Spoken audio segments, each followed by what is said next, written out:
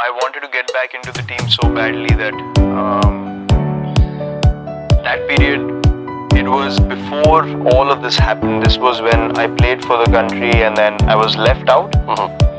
And for 13 months I wasn't selected again, and then it became sort of a madness that I want to get back up. I want to get back into the team, and then those 13 months I was so focused. I was so focused that I want to get back. I want to get back into the team, and my performances were such that the selectors could not ignore me after a while. So eventually I got my chance again, and luckily I've never been out of the team since. Well, because it was around, I think, 2011, you said it dawned on you that if you wanted to be among the best players in the world, you needed to do what a lot of people were not doing. Yeah. Explain that. This was actually end of 2012 actually, when we came back from Australia, and I figured out the difference or the gap that we have with other countries. And I thought if we don't change the way we are playing, or I don't change the way I am playing, or the way I'm training, or thinking, or eating, I can never be among the best players in the world. And there's no point in just competing if you don't want to be the best. So I wanted to be the best version of myself, and then I based everything around that vision. And then my training, my diet, my approach towards the game, everything changed.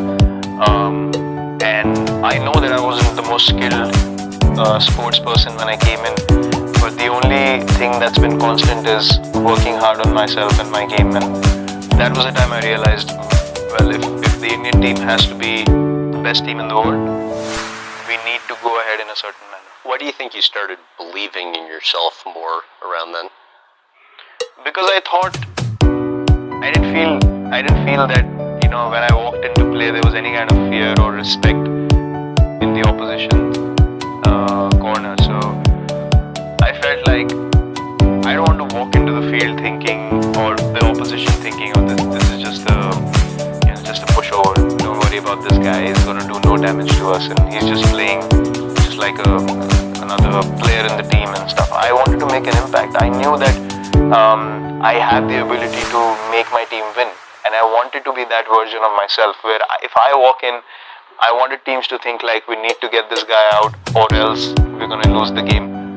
So I thought if I can't have that impact on my team, then I'm not doing justice to where I am.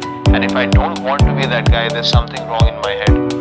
Either I've accepted being lower than what I should be, or I just don't have enough drive in me. So I said I'm going to unlock my max potential and achieve what I should be. What about Novak Djokovic's body fat percentage motivated you? So he's about 7.5 or 8%, I think. I got to 9.2 at one stage. But that was the time we were playing T20 cricket, which lasted 3 hours a game and for 6 to 8 months. And I got down to 9.2. But then we started playing this 5-day cricket, and I felt like I've got no energy left after 2 days. So my trainer told me, you need to put on a bit more fat in your body to store it, to be able to bat longer and go on in the games longer. So then I started increasing a bit more fat and carb intake in my diet. And yeah, but those things are motivating. I mean, you look at these guys, you look at Cristiano Ronaldo at the age he is right now, and he's got what? And you're a big fan of his. I'm a huge fan of his. He's got 8% body fat at that age. I mean, that's ridiculous. That's just unbelievable. That shows you the commitment. He's a product of hard work and skill, and that's what I believe in. It's not just a product of pure skill and no hard work. And I absolutely admire people who work really hard. So how did you go about changing your diet? Well, I figured out a lot of things myself, things that felt right to eat, and you know when you eat something whether it's healthy for you or not. So I never approached a nutritionist.